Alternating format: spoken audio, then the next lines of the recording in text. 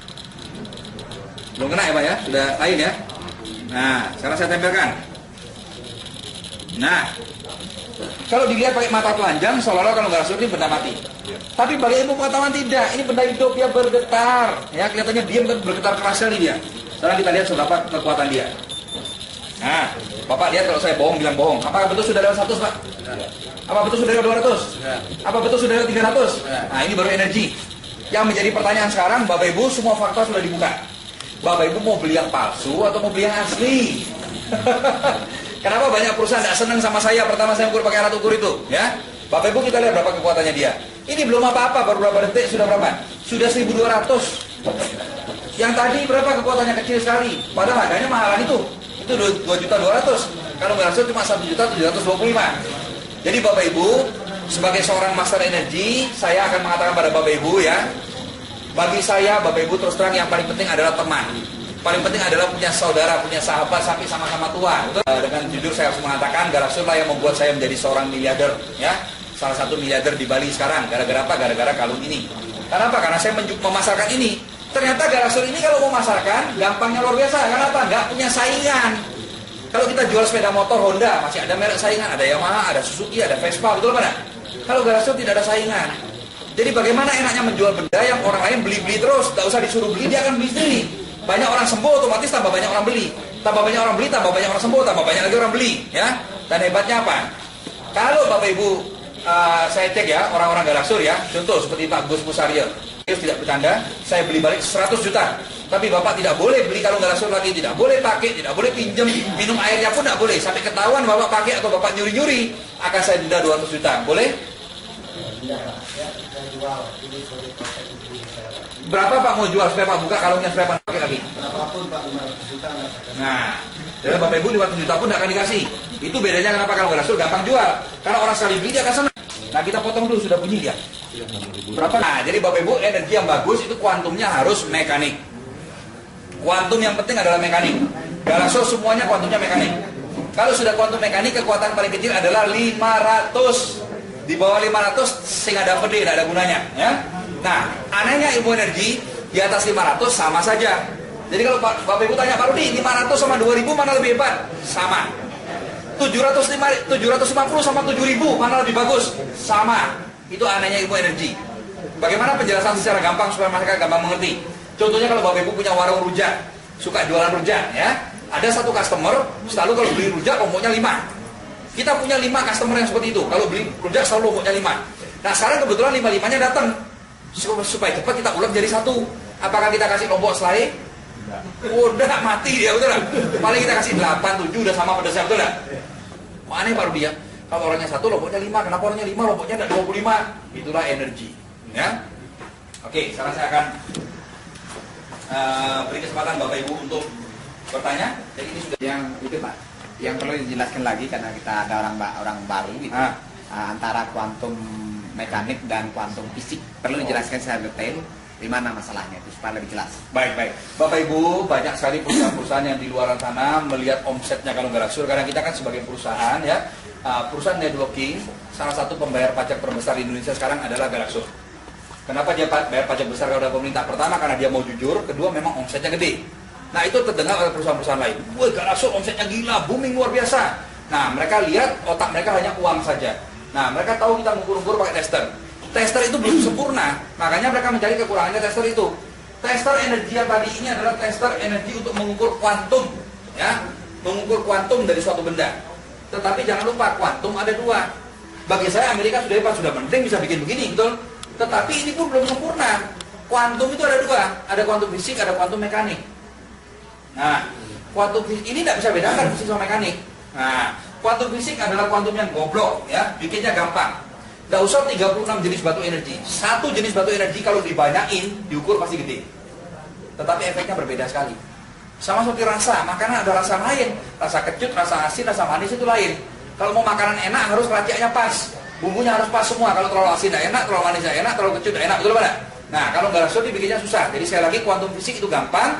Kalau mau dites, kadar dites, batu energi satu jenis banyakin diukur pasti gede. Tetapi efeknya tidak tercapai dengan yang kita kehendaki. Kalau kuantum mekanik itu bikinnya sulit. Kenapa Garasul penelitian sampai 30 tahun? Bukan hanya mencari bahannya yang sulit, Meranciknya tuh, mencampur, perpaduannya harus pas. Dari 36 jenis batu energi, jumlahnya harus pas. Ini berapa persen, berapa persen, sampai pas, baru kuantumnya berubah menjadi mekanik. Jadi sekali lagi 30 tahun penelitian bukan mencari batunya yang sulit, mencari ramuannya itu. Nah, begitu ketemu baru jadinya kuantum mekanik. Sampai detik ini di dunia baru ada 2 benda kuantum mekanik. Yang pertama adalah ini. Ya, saya tidak usah sebutkan namanya, ini punya perusahaan lain.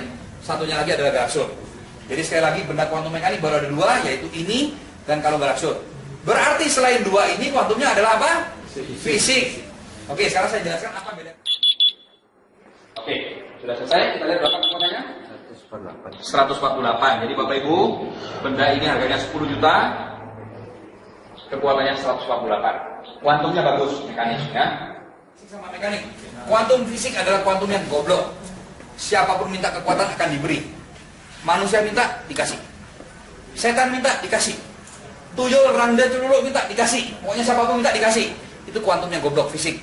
Kuantum yang pintar adalah kuantum mekanik. Manusia minta, dikasih. Setan minta, disikat sama dia. Jadi apapun yang bagus-bagus ditingkatkan, apapun yang jelek langsung dihabisi. Hah? Oke. Pak Rudi, contoh benda kuantum fisik apa? Secara alami di sekitar kita sudah banyak benda kuantum fisik. Pohon-pohon besar, pohon beringin, pohon kepuh, pohon mangga yang tua yang gede. Ya, kenapa pohon-pohon besar itu kok adalah kuantum fisik? Satu, kalau baju basah kita taruh di jemuran bisa kering, betul apa enggak? Kalau pohon beringin dijemur kering apa enggak? Tidak kering. Kenapa enggak kering, Pak Rudi? Karena airnya menguap terus. Dia mengambil air dari bumi. Nah, airnya menguap. Berapa banyak penguapan pohon beringin sudah pernah diukur, Pak? Beberapa liter per detik. Karena daunnya gede, luas ya. Sama seperti layangan, Bapak Ibu siapa yang pernah main layangan bebean? Berat kan larinya? Sampai saya dengar orang sendirian bisa terbang kalau main bebean, betul nggak? Nah, jadi apa? Layangan kecil kok gampang, layangan gede kok susah. Berat. Sama pohon beringin juga sama. Pohon beringin itu gede sekali, jadi penguapannya besar. Nah, penguapan air lewat batangnya dia itu menimbulkan listrik. Bagi yang dulu SMA belajar fisika, ada rumus ibu jari kan ini, aliran ke sana putarannya seperti ini kan begitu. Oke. Cuma saya lupa jari kanan apa jari kiri kan gitu. Elektronik ada itu. Kemudian kalau baju basah dikenain angin, tiup pakai kipas angin, kering, betul? Kalau pohon beringin kena angin, kering apa enggak? Tidak kering. Kenapa? Kenapa kok basah terus? Karena airnya menguap terus. Nah, perpaduan antara angin dan matahari ini menimbulkan air menguap sangat tinggi, menimbulkan listrik. Listrik itulah yang diketahui sama wong samar. Jadi kenapa Pak Rudi kalau pohon beringin ada setannya? Karena dia diam di situ, dia dapat energi sama kayak orang ngecas HP, di sana chargernya itu pengecasan, ya. Jadi mereka ke sana dapat ngecas HP, ngecas energi. Nah, apalagi benda kuantum fisik? Benda kuantum fisik lagi adalah kabel sutet. Listrik tegangan tinggi itu, ya. Makanya rumah-rumah tegangan tinggi, hampir rumah dekatnya kabel tegangan tinggi, hampir selalu ada setannya. Nah, kemudian lagi pemancar televisi, pemancar RRI, terutama yang paling parah adalah BTS-nya, handphone tuh, ya, pemancar-pemancar HP. Wah, itu keras sekali fisiknya. Aduh, gimana Pak Rudi? Di mana-mana banyak benda kuantum fisik. Tenang saja, kita pakai kalung Galaxur sebagai kuantum mekanik, dia akan memprotek kita, fisik tidak bisa mengganggu, kan? Oke. Nah, benda kuantum fisik yang paling hebat apa Pak Rudi? Bapak Ibu, saya sangat bangga sama nenek moyang orang Bali ya. Mulai ratusan tahun yang lalu mereka sudah punya ilmu perbintangan yang sangat tinggi. Benda kuantum fisik paling tinggi apa? Bumi ini, bumi, bulan, planet, matahari. Itu kalau saat-saat tertentu itu daya tariknya pas, arahnya bentuknya pas, itu energinya luar biasa. Makanya dikenallah kalau leak mau nyikat orang paling manjur adalah tumpok wayang, rerainan. Dari mana orang Bali menentukan rerainan ini tuh? Adalah posisi bulan, betul nggak? Jadi rupanya posisi bulan ini kalau pas tertentu energinya gede. Siapa yang pernah dengar kalau pas lontong cap gomek ya, telur kita taruh di lantai bisa berdiri tuh. Betul, pernah dengar ya? Di TV masuk, di koran masuk, bisa berdiri. Cuma jarang orang tahu. Pas nonton cap gomek nggak salah, tengah malam jam berapa kita taruh, kenapa? Daya tarik bulan sama bumi pas lurus sama matahari, jadi bisa berdiri dia. Nah, itu ilmu penglihatan sudah tahu dari dulu. Sebelum orang main-main telur berdiri dia sudah tahu. Waktu ini baru kekuatan paling hebat, kesaktian siapa ini? Sikat. Nah, makanya Bapak Ibu cenderung tumpah wayang itu leak-leak bekerja ya. Wah, ini gitu. Nah, itu kuantum fisik, paham ya? Itu bedanya. Galaxur kuantum mekanik. Jadi manusia minta dikasih, setan minta disikat sama dia. Kalau benda-benda yang dijual-jual di luar, Pak Rudi, pertama sudah tidak bikin sembuh, ya, karena kuantumnya fisik. Yang lebih parah apa? Kalau ada orang ada setannya, orang kerauhan, ada setan kena santet, pegang benda itu tambah sakit dia. Karena setannya tambah kuat, bahkan bisa mati dia di tempat itu, ya. Kalau kena ini, langsung setannya kayak nggak kuat dan akan lari dia. Paham?